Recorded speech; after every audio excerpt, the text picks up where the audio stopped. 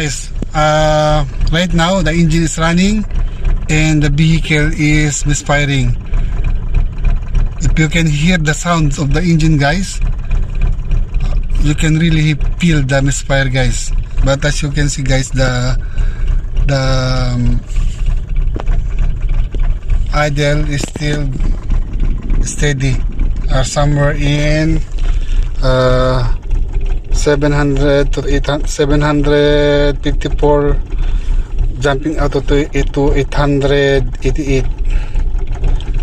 So the scan tool is more sensitive compared to the engine RPM in the dashboard. So we are going to do a engine injector cutoff test. So let's do injector number 1. So we're going to check, guys, whether the RPM will change once we turn off the injector. Now I'm going to press the off button, so the scan tool will shut down the injector. I'm going to turn it off. Okay, that's off now, right now, guys. See, there's no changes, so there is no response from the injector. I'm going to see, guys, it's on off. I'm going to press the on button and let's see what's going to happen. Okay, once we turn it on, it responds, but during turning off, it doesn't respond.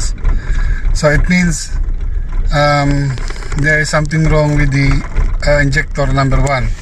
So let's try injector number 2. Okay, injector number 2. I'm going to turn off the injector number 2, guys. Have a look whether there will be changes in the RPM. Okay, guys, that's off. So there is a little bit of response on number 2, guys. It changed a little bit. So number 1 doesn't respond, guys, but number 2 there is a response. Turn it on. It's on. I'm going to turn it up again.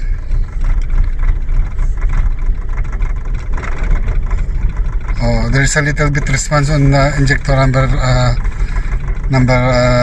2. Okay, let's do number 3.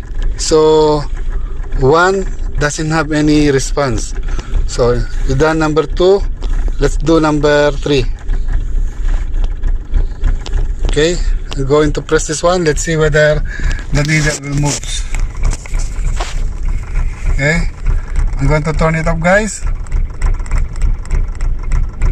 That's off, guys. No response.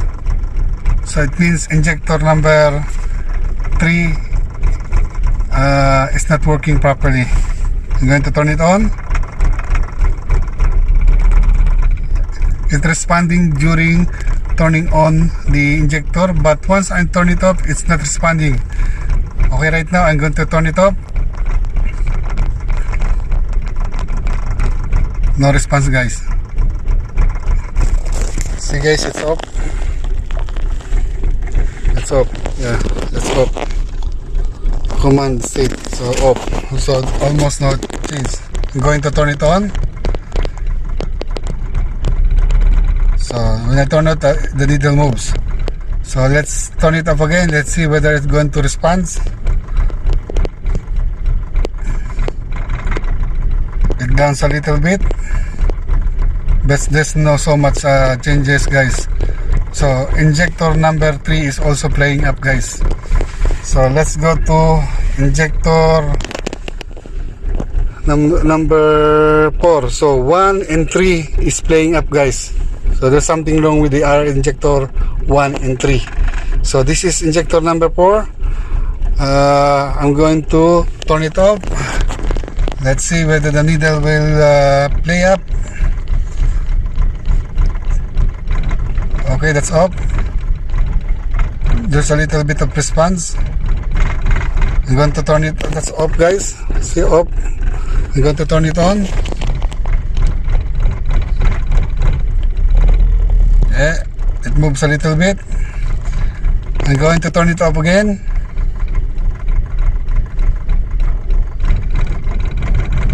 Oh, there is a little bit of response. Then it's not working again. See, that's off. Turn it on. So it's on. You want to turn it off?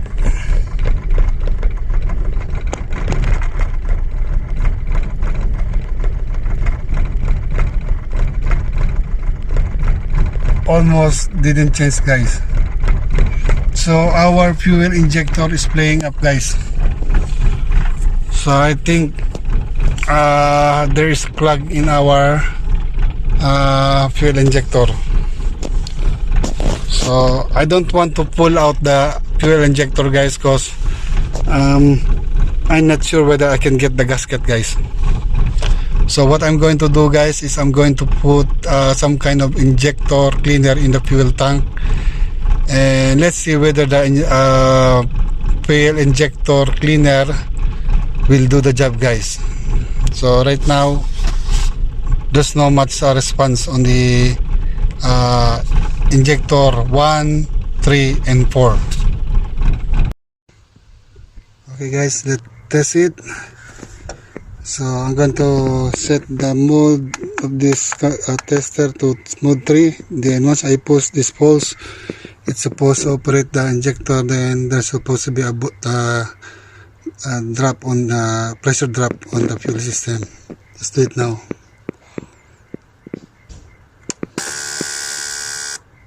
So there's around somewhere in 15 psi drop on injector number 1. Let's check injector number 2. Okay, guys, this is injector number 2. Let's see how much drop it will do.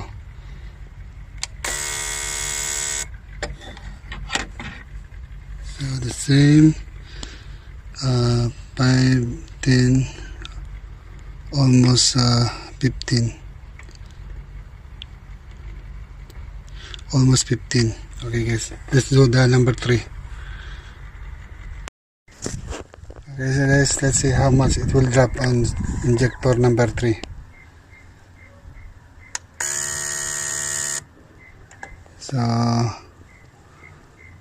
5, 10, 15, almost 15 psi, guys, almost the same. So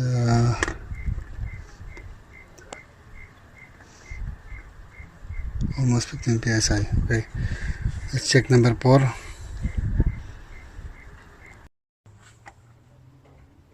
So this is number 4 injector. Oh no, Cheryl, man. Yuri! Okay. So that is Oh, you're waiting for you guys. 5.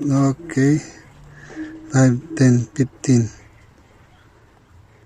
Almost 15 psi pressure drop, guys. So they are almost the same.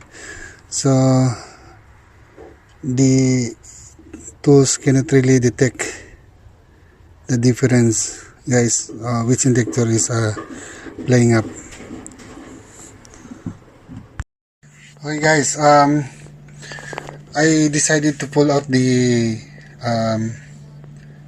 fuel injector, guys, because the injector cleaner didn't work, guys. I put some injector cleaner in the system, but still the engine is still misfiring. So I tried this product, guys, but it didn't work, guys. Maybe it takes times before it cleans the system. I just tried to run the vehicle for maybe 3 hours, but still misfiring. In the condition of the fuel injector right now, guys, as you can see, all the tip of the injector are very dirty. So as we can remember, guys, during the test, during the injector cut-off test, it was injector number 1 that is playing up. That one, guys, is injector number 1 and injector number 3. this one. So there's very thick sludge or carbon in the tip of the injector. So what I'm seeing here, guys, is our fuel injector is sticking, and the injector tester that we use to test the delivery of fuels, guys, cannot detect the problem. So maybe when continuous operation for a very long time, that is where the problem appears, the sticking. So according to the scan tools, our auto sensor is on lean condition. So we had caught the auto sensor on lean condition. So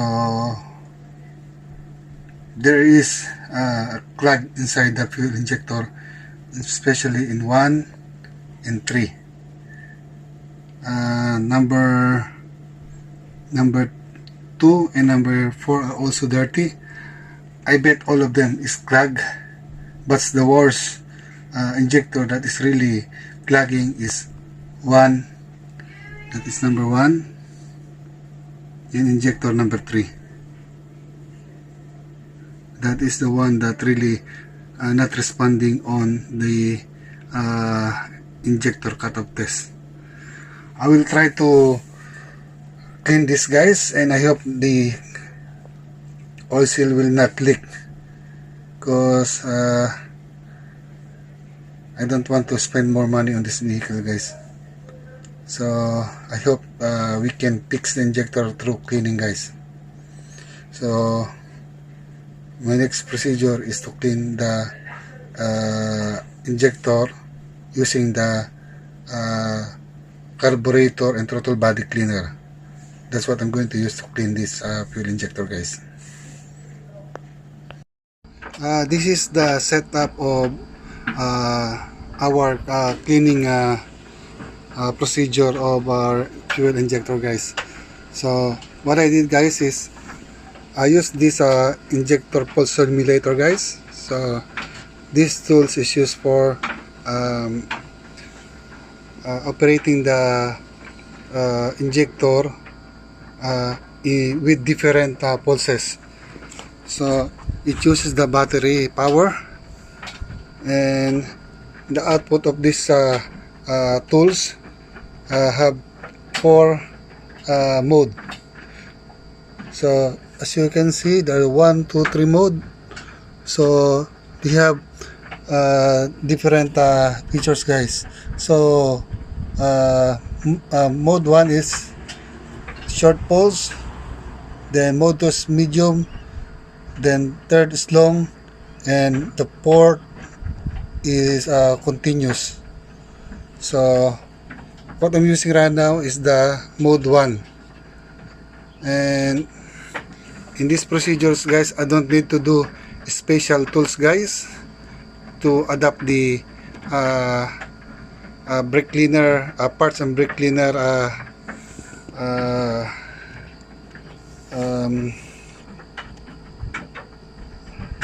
spray. So as you can see, guys, this spray bottle is brake and parts cleaner.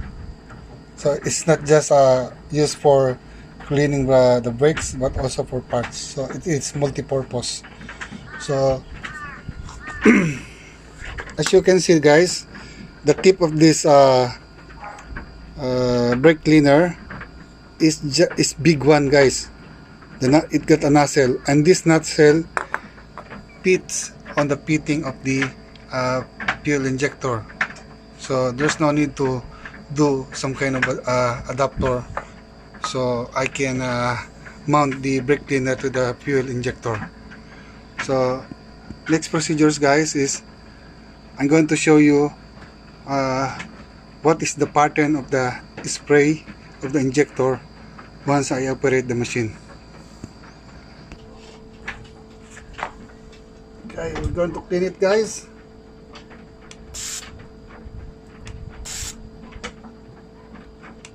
So you can see the spray pattern, guys.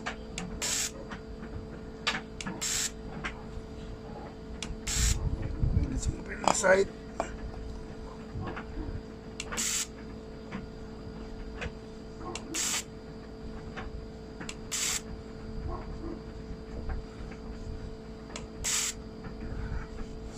The other side again.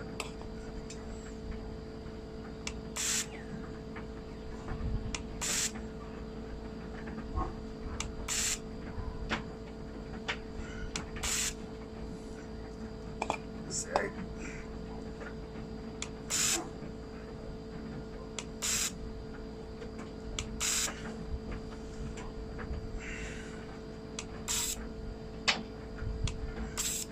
So I'm emptying the barrel right now, guys. So spray patterns is good.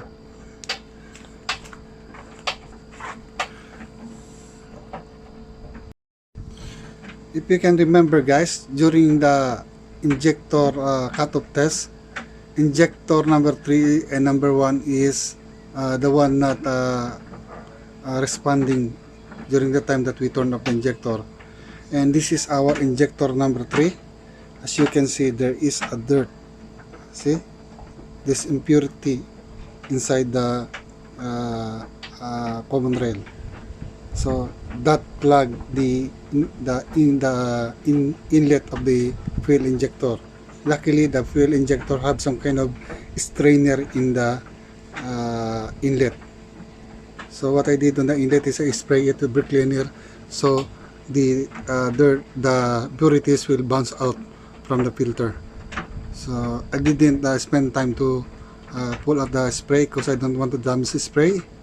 What I did is I just spray it so the dirt will bounce out from the strainer.